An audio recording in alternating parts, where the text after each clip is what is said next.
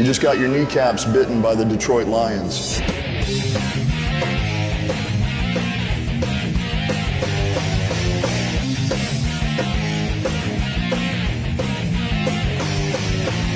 A win is a win. That team gave us everything they had, man. They did. They threw it at us, man, and give them some credit. They did, man. They laid it on the line all the way. But the bottom line is, man, it's hard to break us now. It's hard to break us. As a matter of fact, you ain't going to do it. And we just had to buy our time, find our rhythm. Defense, we held. Fox, what an outstanding freaking punt to help our defense. In offense, we do what we got to do to get in overtime. And then we win the toss. Golf, nice job. We go all the way down. That's a damn good win. That's number one. We're 1-0 right now.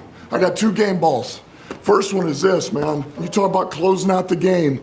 And I said it the other day, somebody asked me, I said, man, you can start the game with this guy and you can finish it with him. And anything in between on offense, Dave Montgomery.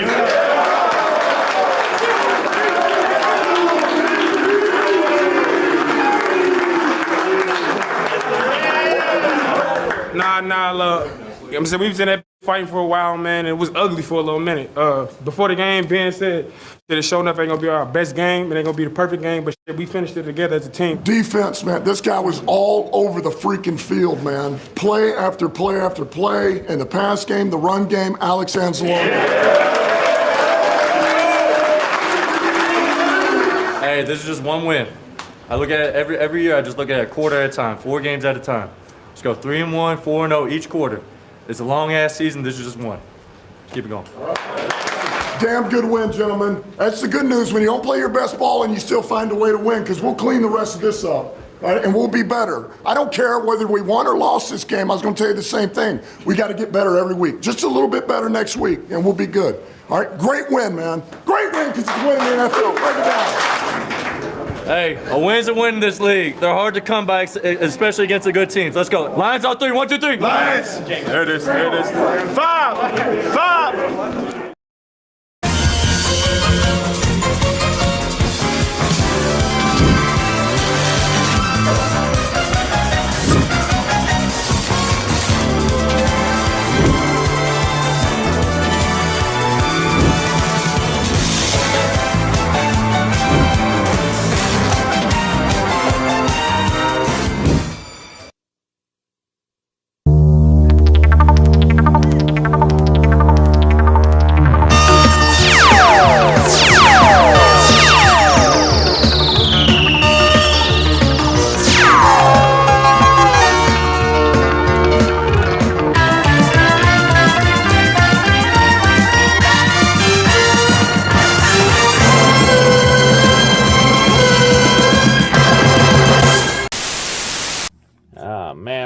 To start off the NFL season. Starting it off on Sunday night with a bang. And making sure that Rams fans don't get that revenge they all wanted from the playoffs a year ago. And from when the Lions fans and the 313 fan, the One Pride faithful, all booed Stafford and said that Jared Goff is our man now. And honestly, the Stafford slappies and the Lions fan base need to accept that Stafford's no longer our QB. And that Jared Goff is the QB of the Lions franchise now. And honestly, if the Stafford slappies don't like it, well, you can take the fucking Lions gear off and go be a bandwagon Rams fan. Like, y'all love Stafford that much, go take the Lions gear off and go fucking be a bandwagon Rams fan. And just stop with this crap. But yeah, great way to kick off it. It took a little extra time than I think we all wanted. And went a little bit way past their bedtime since a lot of us had work Monday morning. But hey, I think it was worth it in the end. I think especially for Kirby Joseph too at the end of the first half as well. But let's talk about what else happened in Detroit sports this week. Oh yeah, I forgot baseball season was still happening. So how far have the Tigers fallen below 500? Wait a second. They're not complete horseshit? They're actually above 500 and right in the thick of the wild card race. In fact, they're 7th in the AL. Damn, that's kind of impressive. They somehow they were able to kick the can at being a mediocre team and still end up in the playoff race. and they're only 3.5 games out of a wild card spot, as the team they're chasing right now is the Minnesota Twins. And they got about less than 20 games left. And it's maybe possible they pull it off. I mean, it was a pretty up and down week with that road trip out west, as they lost as they dropped 2-3 to the Padres, but rebounded and won 2-3 against the Athletics, which that's pretty good to finally beat the Athletics, since the Athletics have had Detroit's number for so many goddamn years with the Tigers' constant tires spinning in the mediocrity. But who knows, maybe the Tigers could pull it off. I mean, they do got a lot of contenders. They're also battling with two, you got Seattle in the mix, along with Boston and Tampa Bay as well. And those are the only teams that are either at 500 or just above 500 or just right below. Everybody else, I think, is a little too far out. But yeah, no, maybe it is possible. They also got other teams in that wild card battle too. With they're also holding wild card spots with Kansas City and Baltimore as well. And keep in mind, the Tigers, their last 6-7 series, here are their last series to end the year.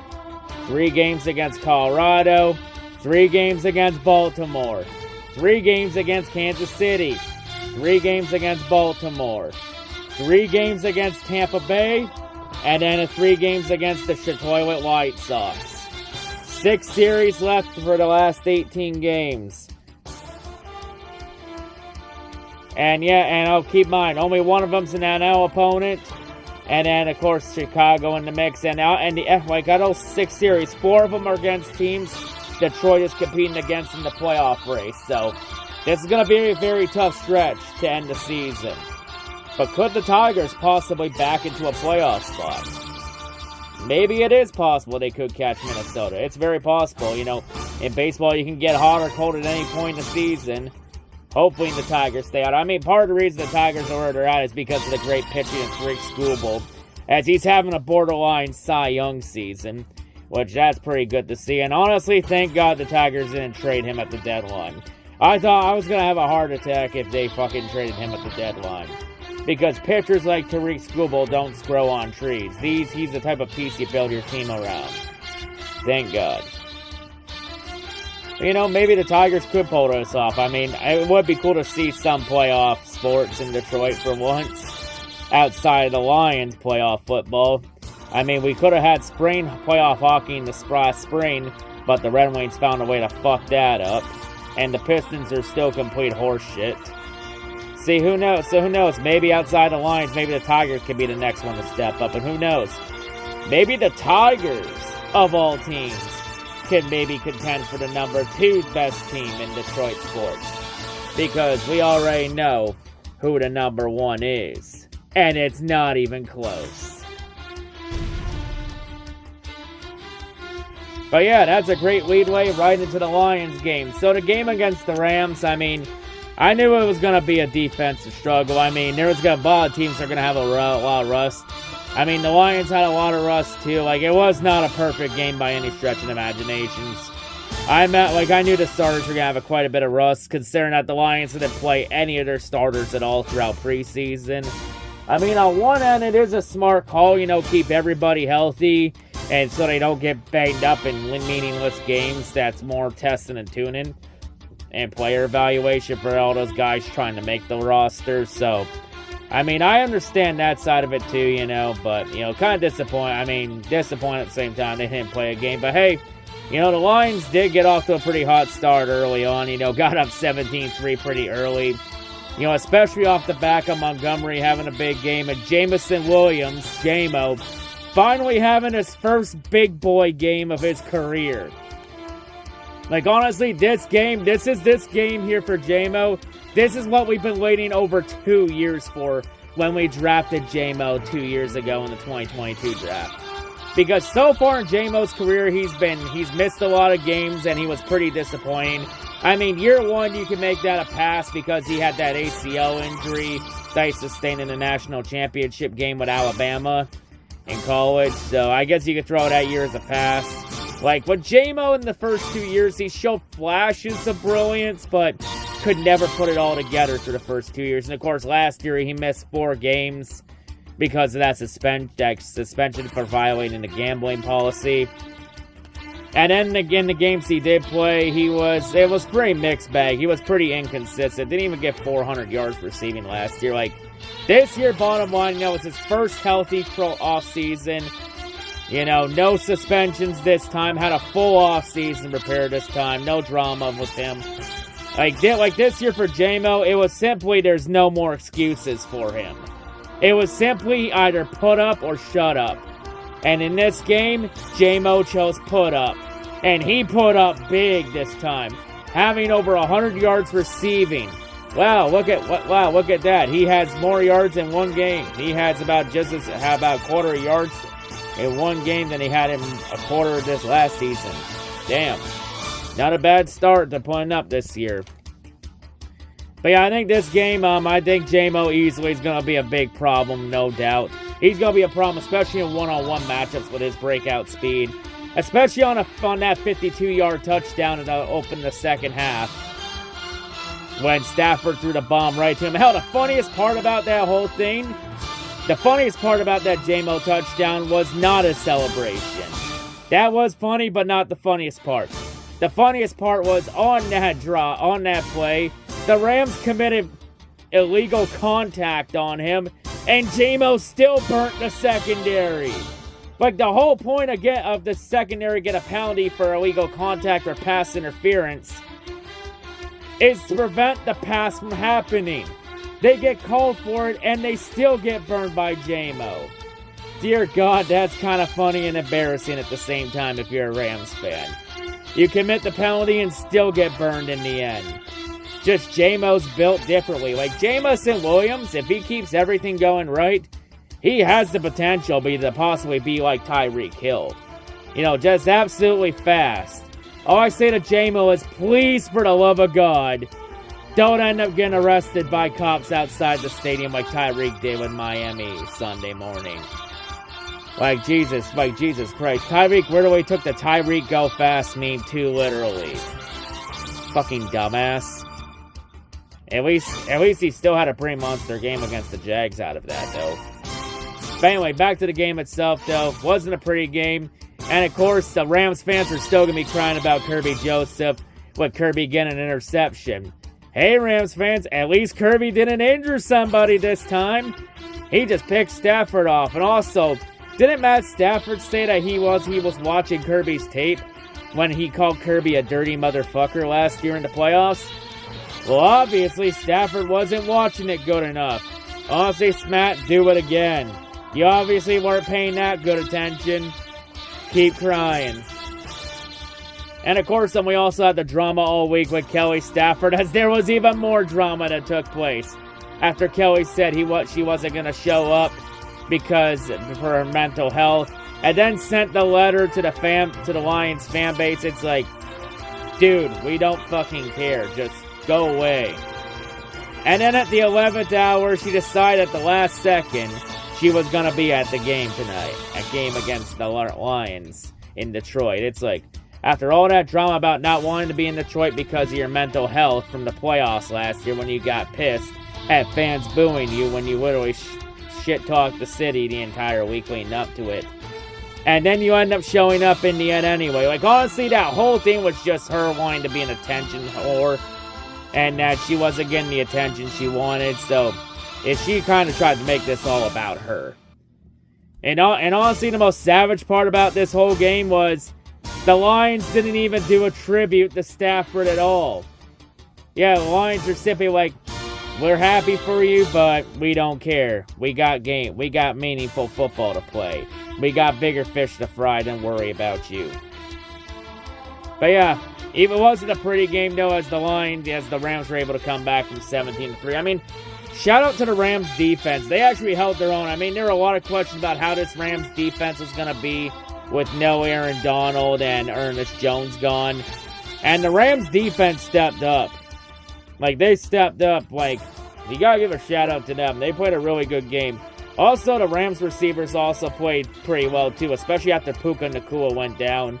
As Darius Robinson and Cooper Kupp both stepped up to the plate. So, I mean, shout out to the Rams and give credit where it's due. Like, even when the Rams were banged up, especially their O-line, you know, a lot of key pieces on the defense gone, and their top receiver, Puka Nacua, gone, getting banged up, the Rams stepped up to the plate and gave Detroit everything they had. In the end, though, just wasn't enough. As Detroit was able to, you know, after the Rams rallied to take the lead late in the fourth quarter, Detroit was able to rally and get a field goal to tie the game up at 20. And then Detroit got the ball, of course, in overtime, winning the coin toss. Tails is always the good call in for a coin toss. And then Detroit simply marched the ball down 70 yards and got right in the field and got right into the range to run it in. And David Montgomery Burns gets the 1-yard TD run to win the game for the Lions on opening night. 26-20 in overtime. But will Rams fans give the Lions the credit they do? Probably not. They'll probably blame the goddamn overtime rules.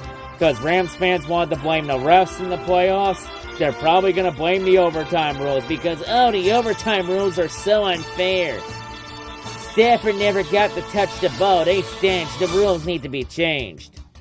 Let me just say this here real quick, Rams fans, since I know common sense doesn't exist too much in your fan base. Let me just say this real quick, and I hope you register it very well. Football is called a team sport for a fucking reason. If your defense can't stop a 70-yard drive when it matters the most, then you don't deserve to get the ball back on offense.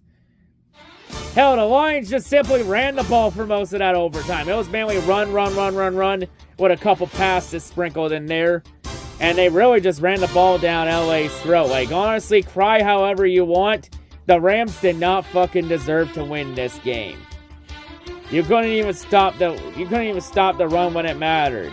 And you want the ball back? Fuck off. And before you Rams fans say anything else, I said the exact same thing when the Lions got lost, when the Lions never got the ball in overtime against the Seahawks last year, and the Seahawks marched down and won on the opening drive, and Detroit Goff never got a chance to answer back. I simply said in that game, Detroit didn't deserve to win that game, and they didn't deserve to get the ball back since they couldn't stop Seattle when it mattered. And guess what? I kept that same energy there, and I'm keeping that same energy here. But we already know what the Rams fans will do in the playoffs. They'll most likely root for the divisional rival if Detroit gets like San Francisco in the playoffs somewhere. But yeah, overall, it was a pretty good game. You know, it wasn't a perfect game by any means, but hey, even when Detroit's not at their 100% best, which, you know, I mean, it's the first game of the season, like, I mean, you're not expecting a whole lot, you know, you gotta knock some rust off. But in the end, despite all that, Detroit was able to get the job done, and they got that win. I mean, other positives they got out of this game is the O-line mainly didn't start off well, but by the end of the game, the O-line was performing up to their potential. As that, by the end of the game, the Lions O-line was living up to the hype of being the best O-line in the league. By the end of the game. Also, the Lions have a legit secondary, too, because, man, secondary made some key stops like Branch. You know, Branch made some stops. Kirby Joseph made some stops. Even Terry and Arnold had his moments, too. You know, just some pretty good positives to take out of this. You know, it wasn't a perfect game, but, you know, hey, Detroit does what good teams tend to do in these type of situations. Found a way to win a game they may or may not have had any business winning until they went to overtime. You know, SOL 100% would have lost this game, no doubt. But the Lions living up to the hype, as the road not only to defend the NFC North title now begins on a high note, the road to Super Bowl 59 gets off to a good start too. As of course, you know, we all have those big expectations this year. But of course, you know, we gotta take it one game at a time. We got the first stepping stone out of the way with the Rams checked off. Now on to Tampa Bay next week against the Butt Pirates. And honestly, if the Rams fans are done crying about the overtime rules and Kirby Joseph being Stafford's daddy, if we're all done with that, then good, because I gotta go to the fucking gym right now and go pump the iron. Because we all know that now in the end, LA is no match for Detroit grit. And for grit, It's grit is something you can't buy, LA. It's something you have to have in here. And Detroit got that in them. And the One Pride got it in that fan base. And also funny to see what Lions fans boo Stafford again and with the Jared Goff chants as well. Because in the 3-1-3, we believe in Jared Goff. We believe in Jared Goff. On to Tampa next week. Champ out. Let me tell you something. I love this team now. I got goosebumps, gentlemen. I love this team. I say right foot creep, ooh, walking with that heater. Look around, stay low, make sure they don't see you. Catch some bad, walk down, face them with the heater. The devil under your feet.